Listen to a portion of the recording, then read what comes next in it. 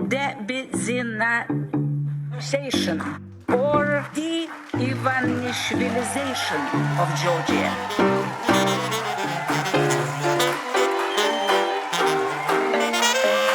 What does it mean, de-oligarchization? It means de-Benzinization or de-Ivanishvilization of Georgia.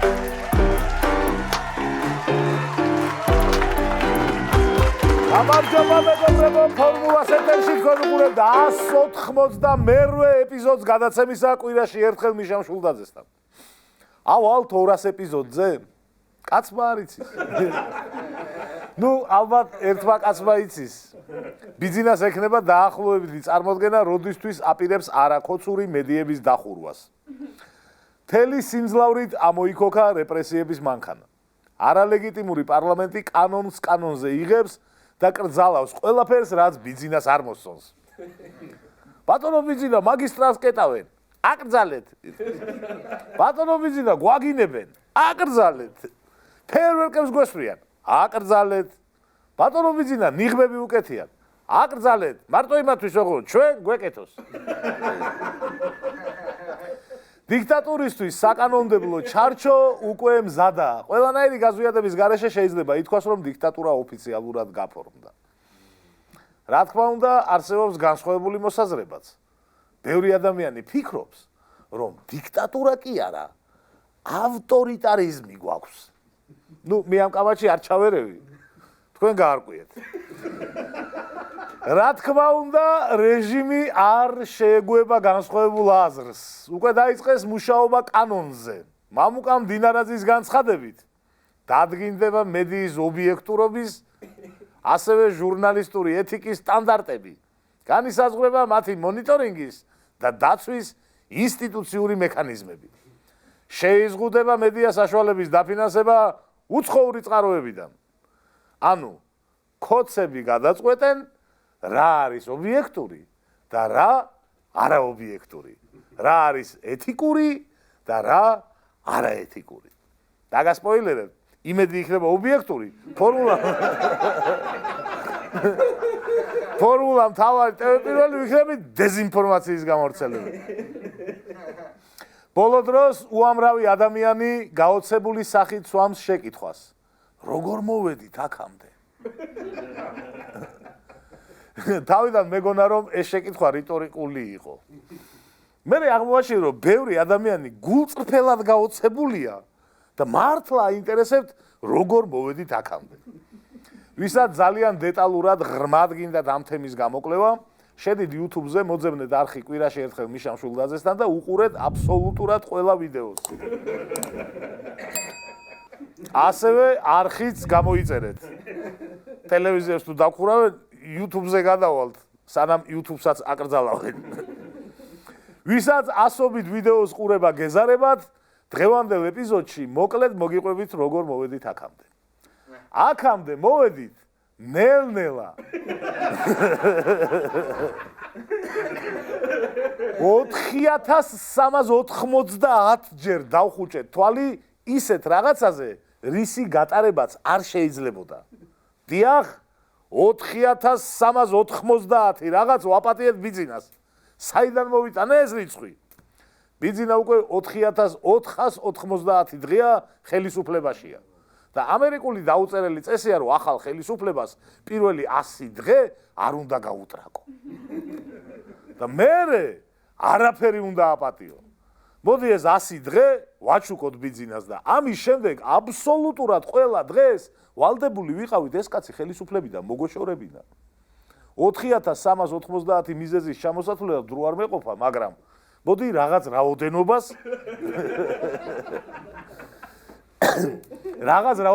ჩამოვთვლი. 2013 წლის 4 ივნისს ბიძინა ივანიშვილმა განაცხადა: "მე არ მგონია და ვერ ვიჯერებ, რომ რუსეთის სტრატეგია არის მეზობელი ქვეყნების ტერიტორიების დაპყრობა და ოკუპაცია. მე ამის არ მჯერა. აი აქ უნდა დაგვესრულებინა ბიძინა. ეგრევე 5 ივნისს. იმიტომ რომ რუსეთისგან ნაწილობრივ ოკუპირებული ქვეყნის პირველი პირისგან ასეთ განცხადებას შეიძლება კონდეს მხოლოდ ორი მიზეზი. A. მოღალატეა და B. სულელია. აი ამ ორიდან რომელიმე შეიძლება მართავდეს ქვეყანას. და რატო ვაპატიეთ? რის იმედად ვაპატიეთ, რომ მოღალატეობა მოურჩებოდა? თუ დაჭკვიანდებოდა. 2014 წელს ბიძინამ ააფეთქა საყდრისი. შესაძლოა კაცობრიობის ისტორიისთვის უმნიშვნელოვანესი ძეგლი. ადრეული ისტორიის პროფესორი თომას შტოლნერი, გერმანიის არქეოლოგიის ინსტიტუტის მეცნიერი, 2004 წლიდან იკვლევდა ძეგლს, აი ამ ძეგლს, საყდრის და მან რადიო თავისუფლებასთან ინტერვიუში განაცხადა. იქ არის განუმეორებელი შესაძლებლობა გვიანდელი მე-4 ათასწლეულის პერიოდის საბადო დღესაც ვიხილოთ, შევისწავლოთ და საზოგადოებას ვუჩვენოთ, რომ განგიმარტოთ მთელი საბადოს არეალში მე-10 ათასწლეულის პერიოდის ოქროს წარმოება დადგინდა. იქ იყო მთელი დასახლება, საბადო, ოქროს მიღების რამდენიმე საფეხური. ეს ძალიან უჩვეულოა და ამდენად ოქროს სამთო მოპოვების მსოფლიოში უძველესი დასტურია. ის 500-დან 1000 წლამდე უფრო ძველია, ვიდრე ეგვიპტეში მიკვლეული საბადო, ეგრეთ წოდებული ფარაონის ოქრო. წარმოიდგინეთ სიტუაცია. თომას შტოლნერი ბრუნდება გერმანიაში, სადაც სულ მეუთქმელად ელოდებიან სხვა მეცნიერები. თომას, რა დაადგინე საყდრისზე? მართლა მსოფლიოს უძველესი ოქროს საბადოა? ვერ დავადგინე ესე უნება. რატომ თომას? ამიფეთქეს.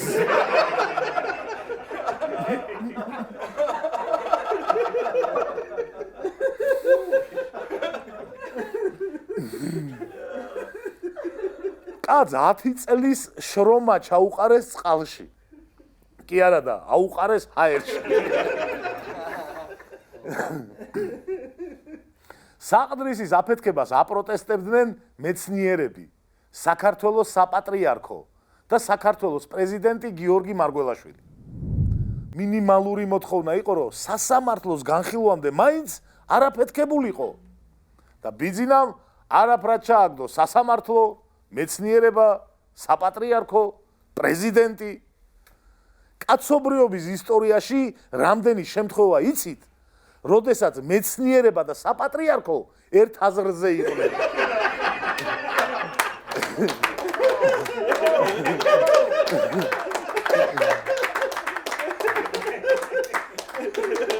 ანუ ცოტა ხნით მოცდა მაინც ხო შეიძლებოდა.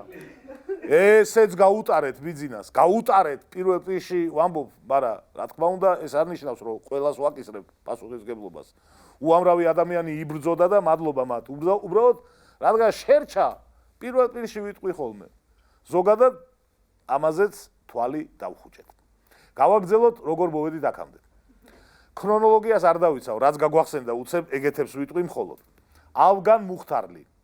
საქმე, რომელზეც არავის უგია პასუხი. თვითონ მუხთარლის თუ არ ჩავთვლით. ანუ კაცი გამოექცა ალიევის რეჟიმს, შეგვეფარა საქართველოს და ღამე მოიპარა პოლიციამ და გადაიყვანა აზერბაიჯანში და 3 მილიონად გაყიდა.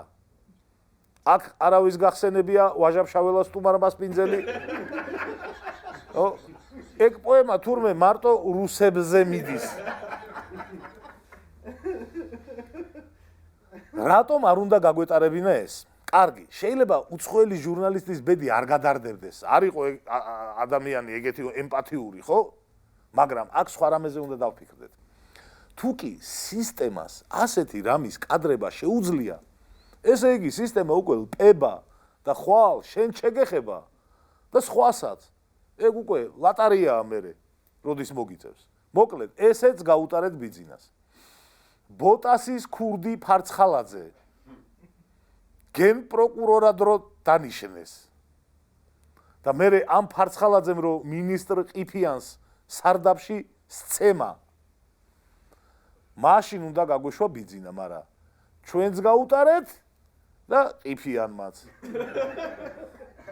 მე რა ვქნა ძმაო, ყიფიანს არა მოუღია ხმა, გვესმოდა მაშინ. ახლა გვესმის, როგორ მოვედით აქამდე. აუ ის ბიჭო გაგიჟდებოდა დათო ყიფიანის შვილი რო ხარ მთელი ცხოვრება რო გეფერებიან და უზელ ფარცხალაზე. გელათი რა ლოგიკით ვაპატიეთ? რო არა აფეთქეს? ანუ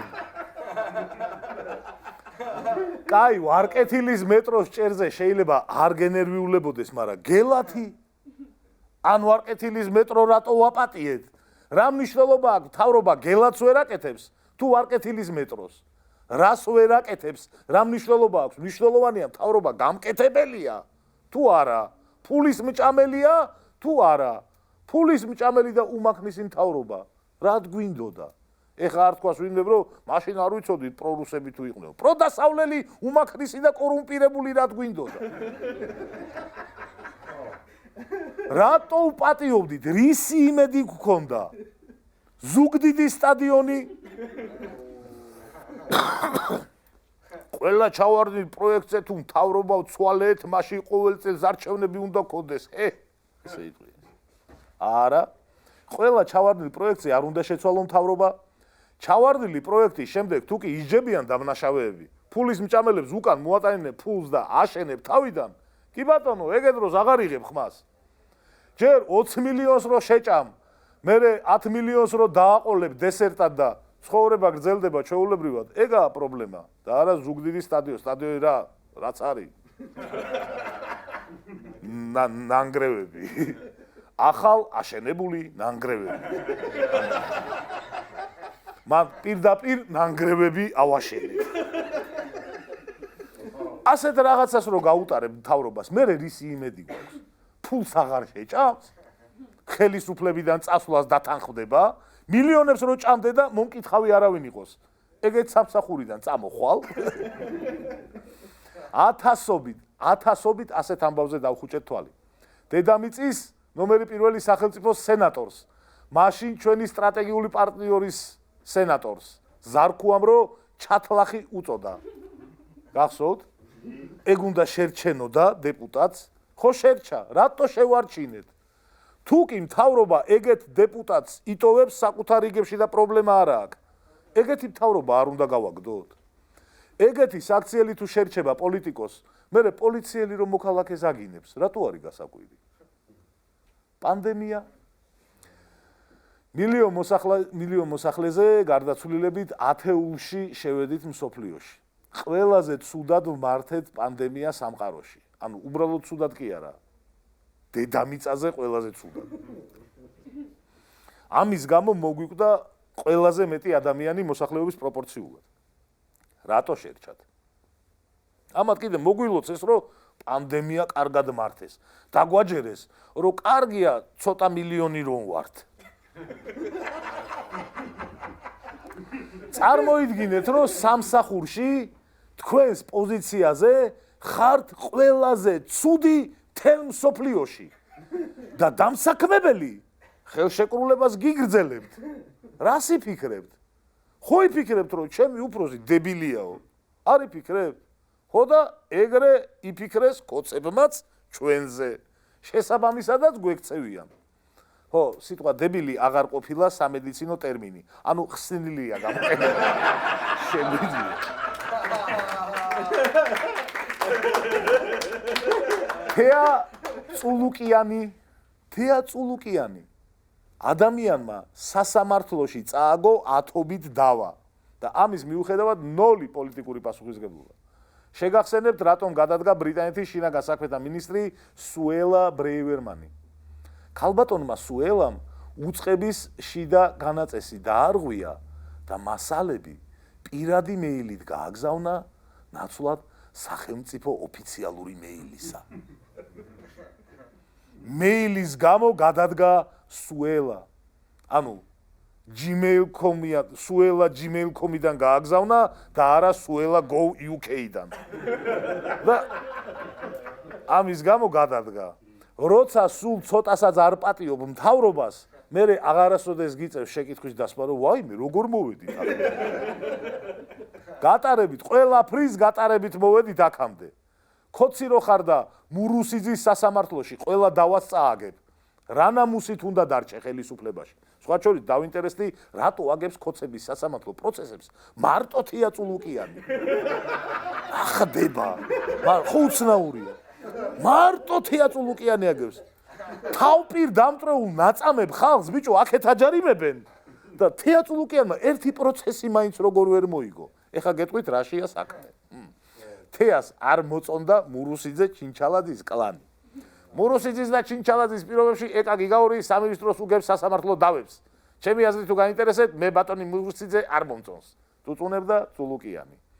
მუდმივ მოსამართლედ რომ ნიშნავდნენ, მაშინაც კრიტიკული იყო თია. არც მანამდე მომწონდა მისი მოსამართლეობა და არც მისი გამუდმივება მომწონს. მურუსიძეს ადრევე მოუწოდე, უკან გაეტანა თავის საკონკურსო განაცხადი. განაცხადა თეამ. ხო და როგორც მოგეხსენებათ, ბიჭებს განაცხადი უკან არ გაუტანიათ. მუდმივი მოსამართლეებიც გახდნენ და ეგრე არ უნდა ჩვენი კრიტიკაო და ერთი საქმე აღარ მოახერხებინო.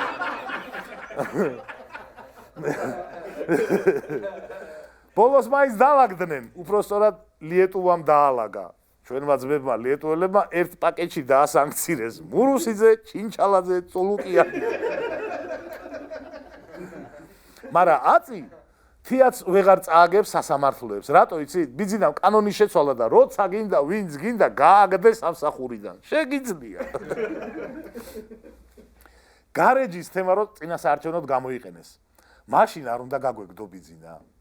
პარტიული ინტერესების გამო ჯოჯოხეთი გამოატარეს ორ საჯარო მოხელეს. დააბრალეს ქვეყნის მიწების გაჩუქება, მიუსიეს ტროლები და ბოტები, ალანძღინეს უდანაშაულო ადამიანები. წარმოიდგინეთ, რომ ხართ საჯარო მოხელე. წლები მუშაობ და აკეთებ თქვენ საქმეს. სახელმწიფოსგან მადლობებიც გაქვთ მიღებული სიგელები და ერთ დღეს იღვიძებთ, მორიგი ჩვეულებრივი დღეა, ისხამთ ჩაის, ხარშავთ კვერცხს, ემზადებით სამსახურში წასასვლელად, რთავთ ტელევიზორს და იქ ისმენთ, რომ ხართ სამშობლოს მოღალატე. სამშობლოს მიწები გაასხვისეთ. ქუჩაში ტიტუშკები გხვდებიან და გეძახიან მოღალატე, მოღალატე. იწყება სასამართლო პროცესები, გაკავებენ. მერე გირაოთი გიშვებენ. ვერ ხვდებით რა ხდება თქვენს თავს. ამასობაში არჩევნები სრულდება, ბიძინამ შეინარჩუნა ხელისუფლება და გარეჯის კამპანიაც მორჩა. შენი ჯოჯოხეთიც დასრულდა. ხვდები, რომ არაფერი პირადული. უბრალოდ პარტიას არჩევნების მოსაგებად შენზე გადავლა ჭირდებოდა და ახლა აჯობებს, რომ ჩუმად იყო გააგრძელო ცხოვრება. ეს ყველაფერი შერჩა ბიძინას. რატო? რატო ეპატია? სისხლიანი ბანერები. ეგ როგორ შეიძლება ეპატიოს მთავრობას? სისხლიანი ბანერები არ ეყოთ და წელს დაუმატეს ომისგან დანგრეული უკრაინის ფოტოები. თავი მოგჭერეს მთელ ქვეყანას. თითქოს იმ ომში უკრაინა იყო დამნაშავე და დანგრეული სკოლები, საავადმყოფოები, ეკლესიები მათი არჩევანი იყო და არა რუსული ბომბების შედეგი. არც ერთ პლაკატზე რატო არ მომახვედრეთ თქვენი დედა რა დაგაკელით? ეს ვიდეო ჩაწერილია გინების აკრძალვამდე. და მეხიეთ აქ.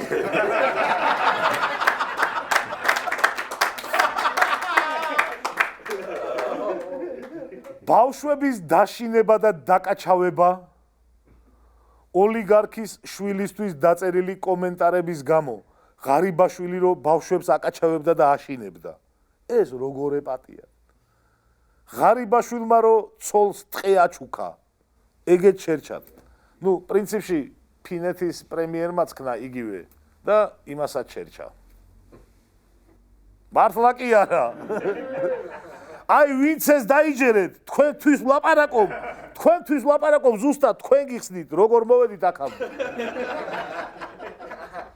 აღარაფერს ვამბობ გავრილოვის ღამეზე, ადამიანების წამებაზე, ქვეყნის საგარეო კურსის ცვლილებაზე, სანქციებზე, რუსულ კანონზე, პროპორციულზე გადაგდებაზე, შარლ მიშელის გადაგდებაზე, შოუზე, მერიის კორუფციული სქემების გამო დაღუპულ ბავშვებზე. სერბების პროტესტი რომ მოგწონს, რა ხდება იქ, რას არ პატიობენ მთავრობას? 2024 წლის 1 ნოემბერს სერბეთის ქალაქ ნოვი სადის რკინიგზის სადგურზე ბეტონის სახურავი ჩამოინგრა. რის შედეგადაც 14 ადამიანი დაიღუპა, მათ შორის ერთი მცირეწლოვანი. ქვეყნის ღალატსა და დიქტატურის დამყარებაზე კი არაა იქ საუბარი. კორუფციას არ პატიობენ ხელისუფლებას. ანუ ვიღაცამ ცოტა მაყუთი გააკეთა, ცოტა ისმოტეხეს ტენდერი, შმენდერი და ჩამოინგრა რა ჭერი. განა უნდოდა მთავრობას რომ ვინმე დაღუპულიყო, არ უნდოდა. უბრალოდ მაყუთი გააკეთეს რა იცოდნენ ახლა თუ ჩამოვარდებოდა ჭერი. არც კალაძეს უნდოდა ვინმე დაღუპულიყო ვაკის პარკში ან რიხის დოქებთან, მაგრამ სამწუხაროდ კორუფცია კლავს პირდაპირი გაგებითაც. ქართულ ჯიგრულ პონჩის საქმეების კეთება, უკონტროლობა, კანონის ფეხზე დაკიდება იწვევს უბედურ შემთხვევებს. სერბებმა არ გაატარეს. ჩვენთან გაატარა ნახევარმა ქვეყანამ. უმრავლესობა აქაც გაბრაზდა, მაგრამ არც ისე, რომ მილიონი კაცი გამოსულიყო ქუჩაში. არ იფიქროთ, რომ ნიშნის მოგებით ვსაუბრობ, არა, ყველაზე ნაკლებად ახლა ეგ გჭირდება. უბრალოდ იკითხეს, რა, როგორ მოვედით აქამდე და პასუხობ რა, აი ასე მოვედით აქამდე, ნელა თვალის დახუჭვით, გატარებით, არაფერზე დაფუძნებული იმედოვნებით, რომ აქ ბელარუსი არ გამოვა. ბელარუსის კგბ-სთან გაფორმებულ თანამშრომლობის ხელშეკრულება გახსოვთ? ეგეც ეპატიად. ოცნებას ყველაფერი ეპატია, რაც თავიანთი ბრალი იყო და ნაცებს დააბრალეს. ისე მოეწონათ ნაცებზე გადაბრალების არგუმენტი, რომ ყველაზე და ყველაფერზე იმეორებდნენ, არც დაიღალნენ, არც მობეზრდათ. ჯერ ხო ათეულობით საპროტესტო აქციის უკან დააყენეს ნაცები. ლარის კურსის გაუფასურების უკანაც ხო ნაცები დააყენეს. საწვავზე ფასების ზრდის უკანაც დააყენეს ნაცები და ღარიბაშვილის თქმით, საწვავზე გაზრდილი ფასების წინააღმდეგ საპროტესტო აქციის უკანაც ნაცები იდგნენ. ღარიბაშვილივე გვარწმუნებდა, რომ აბსოლუტურად ყველა პარტიის უკან ნაციონალურ მოძრაობა იდგა, ქართული ოცნების გარდა. ნაცები მეტროს მემანქანეების გაფიცვის უკანაც აღმოჩნდნენ. მეტროს გაფიცვის უკან ნაციონალები დგანან. მემანქანეებს ახლა გაახსენდათ ხელფასები? თქვა მაშინ ვიღაც კოცმა. რანაირადაა შესაძლებელი, რომ ხელფასი არ გახსენდებოდეს? კობახიძის აზრით, ნაციონალები აღმოჩნდნენ იმ საელჩოების უკანაც, ვინც ნიკა გვარამიას უკანონო პატიმრობა გააკრიტიკა. ბიძინას აზრით, ალეკო ელისაშვილის უკან იდგნენ ნაცები, როცა პოლიტპატიმრების საკითხი წამოჭრა. ნაციონალები იდგნენ სუსის კრებსების უკანაც, აი ესე ლამაზად, ნაცები და ეგაა, სხვა კითხვები აღარ არსებობდა. იცით, საიდან მოგიყვანეთ ასე უცებ ამდენი მაგალითი, როგორ და უბრალოდ Google-ში ჩავწერე სიტყვები, უკან ნაცები დგანან. და ეგრევე, ამოყარა ეს ყველაფერი. 2022 წელს მეუფე სტეფანემ თქვა გენიალური სიტყვები. ნუ მარტო ერთი სიტყვა იყო არასწორი შესაძლებელი. მეუფე სტეფანემ ასე თქვა: უფალი არავის არაფერს არ გაუტარებს. ნაჟ უფალმა შეიძლება გაუტაროს კიდეც, აპატიოს, მისი საქმეა რაც გაატარებს, რას არა, მაგრამ აი ხალხმა თავრობას არასდროს არაფერი არ უნდა გაუტაროს. აი გარიხავთ. თავრობისთვის არაფრის გატარება არ შეიძლება. ერთი შეხედვით წვრილმანიც რო იყოს, არ უნდა გაუტარო. გაუტარებ წვრილმანს, იქნება მსხვილმანი. გაუტარებ მსხვილმანს, იქნება დიქტატურა. მორჩა. ხო და აი ასე მოვედით აქამდე. რა თქმა უნდა, ეს არ ნიშნავს, რომ ყველაფერი დასრულდა. ბრძოლა გრძელდება და შეგვიძლია ამ სიტუაციიდან გამოვიდეთ. აქედან თუ გამოვძვერით, მომავალში მაინც აღარ დაუშვათ ეს შეცდომა და არავის არაფერი გაუტაროთ. მინდა ხარდაჭერა გამოუცხადო ყველა პოლიტპატიმარს. იმედია მალე გამოგიხსნით. მოშიმშილე პოლიტპატიმრებს მინდა გთხოვოთ შეწყვიტოთ შიმშილობა. თქვენ კიდევ ბევრი წელი უნდა ემსახუროთ ამ ქვეყანას. ეს ბრძოლა კიდევ დიდხანს გაგრძელდება. ამიტომ ჭირდებით ცოცხლები და ჯანმრთელები. თანაც თქვენ ხო უნდა ნახოთ ამ ქვეყანაში კოცობის დასრულება. მაგ ბედნიერ წამს ვერ გამოაკლდებით. მადლობა ბრძოლისთვის, მადლობა თავდადებისთვის, გავიმარჯვებთ სახელოვნად. სულ ეს არის დღეისთვის მინდოდა მეთქვა. შევხვდებით მომავალ შაბათს ფორმულაზე.